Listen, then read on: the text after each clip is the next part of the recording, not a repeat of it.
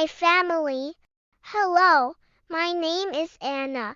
I am 10 years old.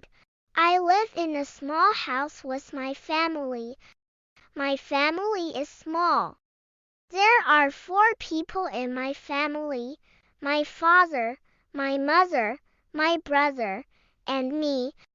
My father's name is John. He is a teacher. He teaches math at the local school. My mother's name is Mary. She is a nurse.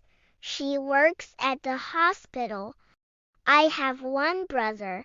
His name is Tom. He is younger than me. Tom is 7 years old. He likes to play with his toys and watch cartoons. We have a pet cat. Our cat's name is Max. Max is very friendly and playful. He likes to run in the garden and play fetch with us. Every evening, we have dinner together. After dinner, we sit in the living room and talk. Sometimes, we watch TV or play board games. On weekends, we go to the park or visit our grandparents.